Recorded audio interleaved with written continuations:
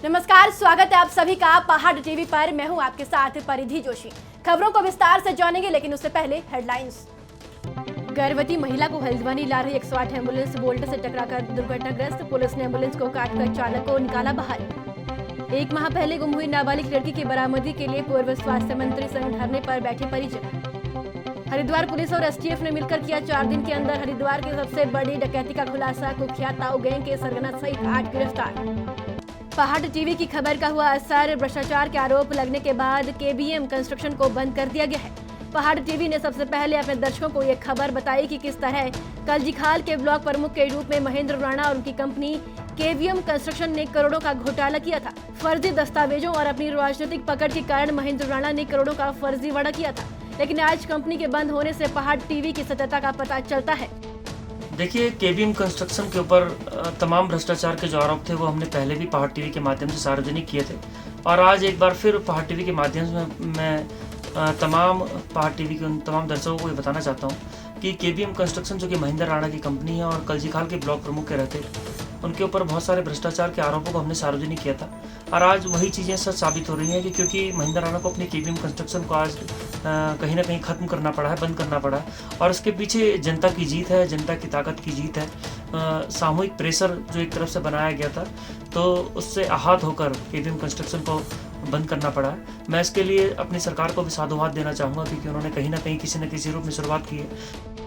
तीसरी लहर की आशंका के बीच केंद्र सरकार ने पूरे देश भर में दिए 1500 ऑक्सीजन प्लांट। उत्तराखंड की अगर हम बात करें, अलग अलग सरकारी अस्पतालों में पहुंच रही हैं ऑक्सीजन प्लांट। देहरादून के दून अस्पताल में 3 ऑक्सीजन प्लांट। जब डॉक्टर NS खत्री से हमने बात की तो उन्होंने जानकारी दी कि आने वाले हफ्तों में इसकी शुरुआत कर दी जाएगी। उन्होंने जानकारी देते हुए बताया कि इसे 2 साल तक केंद्र ही संचालित करेगा। उत्तराखंड में पुलों और पुश्तों का गिरना लगातार जारी है। वहीं कल राजधानी देहरादून के प्रेमनगर क्षेत्र में नवनिर्मित पुश्ता गिर गया। गनीमत रही कि कोई बड़ा हादसा होते रह गया। स्थानीय जनप्रतिनिधि की माने तो लगातार विभागीय लापरवाही देखने को मिलती रही है। उनका कहना है कि जब राज्य लोक निर्माण विभाग को मालूम था कि इस पुश्ते में दरार आ गई है और ये पुश्ता कभी भी गिर सकता है, तो इसे सही क्यों नहीं किया गया।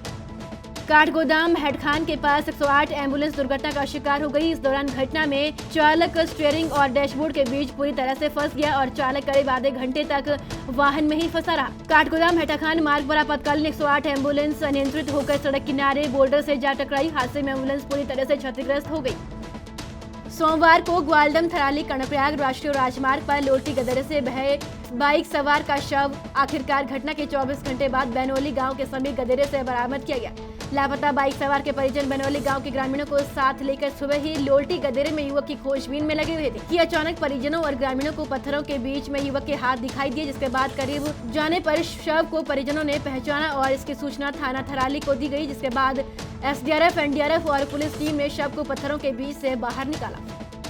उत्तराखंड वन विभाग में कार्यरत डिप्टी रेंजर स्वर्गीय उदय कुमार जोशी की मौत के मामले में विभागीय मंत्री हरक सिंह रावत से पहाड़ परिवर्तन समिति के अध्यक्ष उमेश कुमार ने मुलाकात की और मंत्री को अवगत कराया कि स्वर्गीय जोशी के परिवार को अभी तक न तो पेंशन मिलनी शुरू हुई है और न ही रुके हुए अन्य का भुगतान हुआ है। मंत्री हरक सिंह ने तत्काल संबंधित अधिकारियों को रुके हुए सभी भुगतान और पेंशन जारी करने के आदेश प्रेषित किए। हरिद्वार पुलिस और STF ने मिलकर 4 दिन के अंदर हरिद्वार की सबसे बड़ी डकैती का खुलासा किया है। कुख्यात ताऊ के गैंग के सरगना सहित 8 को गिरफ्तार किया है। डकैती के आधे से ज्यादा माल को बरामद किया गया है। उड़ीसा, दिल्ली, पंजाब, पश्चिम बंगाल, मध्य प्रदेश, हरियाणा, उत्तर प्रदेश और गुजरात सहित कई राज्यों में लूट और डकैती के मामले में गैंग वांछित था। चारों धाम गंगोत्री, यमुनोत्री, बद्रीनाथ और केदारनाथ धाम के तीर्थ पुरोहितों का देवस्थानम बोर्ड के विरोध को लेकर 33वें दिन और क्रमिक अनशन 13वें दिन भी जारी रहा। तीर्थ पुरोहित लगातार अपनी मांग पर अड़े हुए हैं और तीर्थ पुरोहितों का कहना है कि जब तक ये काला कानून खत्म नहीं किया जाता, धरना जारी रहेगा। उत्तराखंड में मौसम विभाग में पूर्वानुमान जारी करते हुए 17 जुलाई तक मौसम की अपडेट दी है। मौसम विभाग के पूर्वानुमान के मुताबिक अगले 5 दिनों तक उत्तराखंड में भारी बारिश की संभावना बनी हुई है, जबकि 14 जुलाई, 15 जुलाई, 16 जुलाई और 17 जुलाई को येलो अलर्ट रहेगा। कर्णप्रयाग विकासखंड के जसपुर डूंगरी बैनोली मोटर मार्ग पर आटाघाट गदेरे में पुल न बनने के कारण लोगों को आवाजाही में परेशानियों का सामना करना पड़ रहा है। बरसात में गदेरे बढ़ने से मुसीबत और बढ़ जाती है। मंगलवार को सब्जी ले जा रहा ट्रक मलबे में फंस गया। ग्रामीणों का कहना है कि पुल बनाने की मांग को लेकर ग्रामीण 8 वर्षों से संघर्ष कर रहे हैं, क्योंकि स्कूल बच्चों को आने जाने में बहुत दिक्कतें हो रही है। कभी रुक जा रहा, कभी कुछ हो रहा, और हम लोगों को काफ़ी दिक्कतें का सामना करना पड़ रहा है।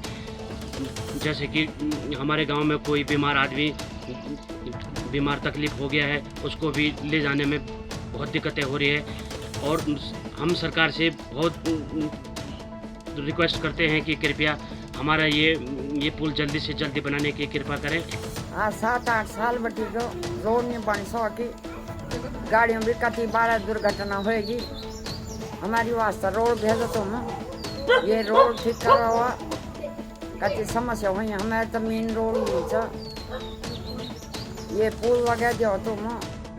जनपद उत्तरकाशी में समेकित विकासात्मक कार्यों की गति प्रदान करते हुए जिला सेक्टर में आवंटित धनराशि का नवंबर महीने तक 100% खर्च कर लिया जाएगा और आजीविका से जुड़े विभाग पात्र लाभार्थियों का चयन पूर्ण पारदर्शिता के साथ प्राथमिकता के तहत करना सुनिश्चित करें। ये निर्देश जिलाधिकारी मयूर दीक्षित ने जिला सेक्टर, राज्य सेक्टर, केंद्र पोषित योजनाओं की समीक्षा बैठक लेते हुए अधिकारियों को दिए। विकासखंड मुंसरी के तल्ला जोहार क्षेत्र निवासी भूपेंद्र को ऑल इंडिया कांग्रेस कमेटी में सोशल मीडिया के डीडी हाट जिला अध्यक्ष नियुक्त किए जाने पर कार्यकर्ताओं ने बधाई दी। इस मौके पर नंदाबिष्ट जिला प्रभारी संयोगिता सिंह, नरेश द्विवेदी ने भूपेंद्र का मालार्पण कर बधाई और शुभकामनाएं दी। वहीं क्षेत्रीय विधायक हरीश धामी ने भी भूपेंद्र को बधाई दी। कोरोना महामारी में भी उत्तराखंड में बलात्कार के अपराधों सहित विभिन्न अपराधों में पिछले वर्षों की अपेक्षा में इजाफा हुआ है, जबकि हत्या, लूट, डकैती, चोरी जैसे गंभीर अपराधों में कमी आई है। ये खुलासा सूचना अधिकार कार्यकर्ता नदीमुद्दीन को उत्तराखंड पुलिस मुख्यालय द्वारा उपलब्ध कराई गई सूचना से हुआ है।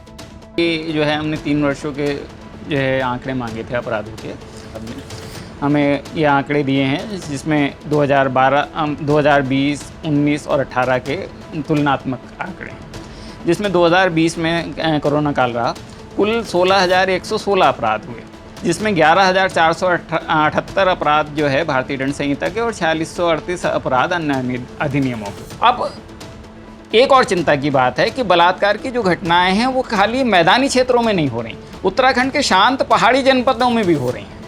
2020 में सर्वाधिक बलात्कार, ये बात ठीक है कि उधम सिंह नगर में हुए, 141 जो है बलात्कार की घटनाएं हरिद्वार में दर्ज हुई और 118 देहरादून में हुई, जबकि देहरादून जो है राजधानी है, उसके बावजूद भी देहरादून में उधम सिंह नगर से कम अपराध दर्ज हुए। उधम सिंह नगर में सबसे ज़्यादा अपराध दर्ज हुए। पिछले 1 महीने से नाबालिग बच्ची का सुराग न लगने से भड़के परिजनों ने किच्छा कोतवाली परिसर के बाहर उत्तराखंड के पूर्व स्वास्थ्य मंत्री तिलकराज बेहड़ के नेतृत्व में धरना प्रदर्शन किया। इस दौरान पूर्व मंत्री ने बताया कि पीड़ित परिवार 14 साल की नाबालिग पुत्री पिछले 1 महीने से घर से गायब है, जिसके लिए कई बार जिले के बड़े पुलिस अधिकारियों से संपर्क कर पुत्री की बरामदगी की गुहार लगा चुके हैं। लड़की है मीनू, और वो आज 20-25 दिन से ज़्यादा दिन हो गए लापता है और पुलिस कुछ नहीं कर रही। FIR भी लिखी गई है, नाबालिग लड़की को ढूंढ नहीं पा रही है और बराबर पुलिस से कहा जा रहा है, पुलिस जानबूझकर उसमें जो है काम नहीं कर रही, लापरवाही कर रही है। तो आज उस लापरवाही के विरोध में सांकेतिक रूप से धरने पे बैठा हूँ और अगर अगले 4-5 दिन में लड़की बरामद नहीं की इन्होंने तो कोतवाली का घेराव किया जाएगा जमकर और सारी ताकत लगाई जाएगी और कोतवाली घेराव होगा और अगर कोई अप्रिय घटना होगी तो उसके लिए यहाँ का कोतवाल यो जिम्मेदार। क्योंकि एक नाबालिग लड़की 17/6 से गुमशुदा थी, इस संबंध में थाना आजाब पे 365 का अभियोग पंजीकृत किया जा चुका है और उसी दिन से इसमें विवेचना की कार्रवाई की जा रही है। इसमें SOG टीम द्वारा भी कार्रवाई की जा रही है और शीघ्र हम लड़के की बरामदगी कर दी जाएगी। तब लोकेशन मिली है लड़की की कुछ? इस संबंध में आवश्यक विवेचना प्रचलित है और कार्रवाई कर रही है पुलिस और ऐसा ये विवेचना का पार्ट है, अभी हम इसमें कार्रवाई कर रहे हैं। जनपद पौड़ी गढ़वाल के सतपुली मल्ली की लक्ष्मी देवी पत्नी आलम सिंह आयु 70 वर्ष ने विधवा पेंशन कराने के लिए तहसील सतपुली नगर पंचायत ऑफिस सतपुली में कई चक्कर लगा दिए। सभी जरूरी डॉक्यूमेंट को 6 बार दिए। जिलाधिकारी सतपुली ने भी लक्ष्मी देवी की फाइल समाज कल्याण विभाग पौड़ी को भेजी, लेकिन किस्मत देखो गरीब लाचार बुजुर्ग की वहां से भी फाइल रिजेक्ट होकर वापस आ गई है। बुजुर्ग महिला कल फिर से पेंशन के डॉक्यूमेंट बनाने के लिए आई थी। परिवार रजिस्टर की नकल के लिए नगर पंचायत ऑफिस गई, लेकिन वहां पर एक ही कर्मचारी होने के कारण उसे परिवार रजिस्टर की नकल नहीं मिली। के बाद पेंशन क्यों नहीं होनी? कदा को 3 साल बड़ा छम ये कागज बड़े आछे ना वक जाना छे फिर वक बड़े वाद से जाना छे का बड़ा तहसील में बटेगी, तहसील में बड़ा अब पौड़ी बटेगी। पौड़ी बटेगी, हाँ कागज आप के बना दिया।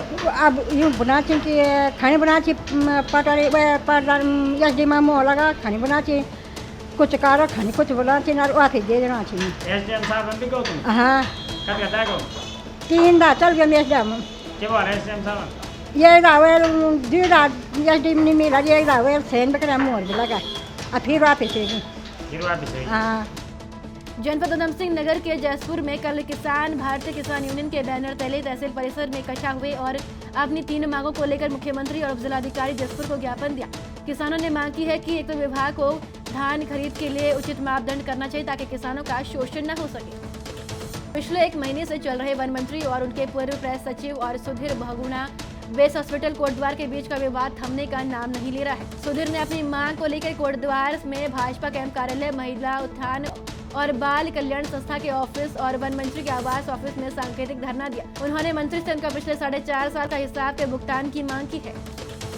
माननीय मंत्री जी के आवास पर, महिला उत्थान कोटद्वार के ऑफिस पर अनुकृति जी के और भाजपा कैंप कार्यालय के कैंप ऑफिस में आज 10-10 मिनट सांकेतिक धरने पर बैठा और अपनी मांगों को लेकर जो भी मेरा हिसाब किताब है प्लस जो बाज़ार से मैंने उधार दिलवाया है उन तमाम मुद्दों को लेकर मैंने आज यहाँ पर धरना दिया है। 1 हफ्ते का टाइम मैंने माननीय मंत्री जी को दिया है कि 1 हफ्ते में अगर आप ये सब करें तो मुझे कोई मतलब नहीं, आप भी खुश रहें, हम भी खुश हैं। परंतु अगर नहीं होता तो उसके बाद भी बच्चों के साथ मैं पूरा धरने पर यहाँ पर बैठूँगा, चाहे देहरादून आना पड़े देहरादून बैठूँगा और तमाम उन बातों को लेकर जो कि आप लोगों ने इस बीच करवाए हैं। आपने कितने सारे काम करे, कितने लाखों में आपने पेमेंट देनी है। महिला उत्थान ने भी कम से कम 2 लाख के आसपास मोटर डांग के कार्यक्रम की पेमेंट देनी है, 2,40,000 रुपये जेके फार्म की। इसके अलावा मंत्री जी ने भी जो मेरे प्रोग्राम में 3 लाख की घोषणा की थी, 1 लाख कलाकारों के लिए, 2 लाख संस्था के लिए, वो है 80,000 रुपये जब माननीय प्रदेश अध्यक्ष बंशीधर भगत जी आए थे उसके हैं। और इसके अलावा 1-1.5 लाख रुपये दवाइयाँ हैं जो हमने कोविड-19 बांटी थी। इसके अलावा छोटे छोटे बहुत सारी पेमेंटें हैं, 10-12 लाख तो मेरे व्यक्तिगत हैं और लगभग 25-30 लाख रुपए लगभग बाज़ार से जो सीमेंट सरिया दिलाया है लालडांग चिरखार मार्ग के लिए और सनेह की दीवार के लिए। ये तमाम हिसाब अगर हो जाता तो ठीक है, नहीं तो 1 हफ्ते बाद हम फिर विधिवत धरने पर यहाँ और देहरादून बैठेंगे। गदरपुर क्षेत्र में उस वक्त हड़कंप मच गया जब नरखेड़ा ग्राम सभा की एक महिला ने अज्ञात कारणों के चलते जहर खाकर खुदकुशी कर ली। इसके बाद से परिजनों और बच्चों का रो रो कर बुरा हाल है। तो वहीं मौके पर पहुंची पुलिस ने शव को अपने कब्जे में लेकर पंचनामा भरकर पोस्टमार्टम के लिए भेज दिया है। बाजपुर के किसान नेता जगतार सिंह बाजवा ने 20 गाँव की 5,838 एकड़ भूमि प्रकरण मामले को लेकर प्रेस वार्ता आयोजित की गई। इस दौरान जगतार सिंह बाजवा ने प्रदेश सरकार को चेतावनी देते हुए कहा कि यदि जल्द ही भूमि प्रकरण मामले को हल नहीं किया गया तो आगामी विधानसभा चुनाव में बाजपुर के भारतीय जनता पार्टी के प्रत्याशी के वाहनों के सामने लेटकर प्रदर्शन किया जाएगा। मंगलवार को नगर में विधानसभा कर्णप्रयाग की कांग्रेस सोशल मीडिया विभाग की बैठक आयोजित की गई। बैठक में अखिल भारतीय कांग्रेस कमेटी के जनपद चमोली के सोशल मीडिया प्रभारी विक्रम स्वामी का कार्यकर्ताओं ने फूल मालाओं से स्वागत किया। बैठक की अध्यक्षता जिला चमोली के सोशल मीडिया जिलाध्यक्ष मनोज रावत ने की। सोशल मीडिया स्ट्रक्चर को नीचे बूथ लेवल तक मजबूत करने के लिए हम सबको प्रभारी बनाकर जिले वाइज भेजा गया है और आज जिस तरीके से सोशल मीडिया की मीटिंग हुई और यहाँ की लोकल सभी कांग्रेस जन की तरफ से जो सपोर्ट और सहयोग मिला है उससे निसंदेह हम जो पार्टी का एजेंडा है, पार्टी की जो दिशा निर्देश है और उसको नीचे बूथ स्तर तक आम लोगों तक पार्टी की सूचनाओं को पहुंचाने में कामयाब होंगे। देखिए, आज सोशल मीडिया जनपद चमोली में कर्नाटक विधानसभा में IT सोशल मीडिया की बैठक रखी गई थी और इसका मुख्य उद्देश्य था कि कैसे करके हम 2022 में जो आने वाले विधानसभा चुनाव हैं उनमें हम विजय हासिल करें और जो भाजपा का दुष्प्रचार है लगातार जो उसको कैसे हम उनका जवाब दें सोशल मीडिया के माध्यम से और जो सरकार की जन विरोधी नीतियां हैं उनको आम जन तक हम कैसे पहुंचाएं सोशल मीडिया के माध्यम से आज तक मुख्य विषय है। उत्तराखंड की बड़ी खबरों में फिलहाल इतना ही। बाकी अपडेट के लिए हमारे साथ बने रहिए और देखते रहिए पहाड़ टीवी। नमस्कार। ये है मेरा उत्तराखंड।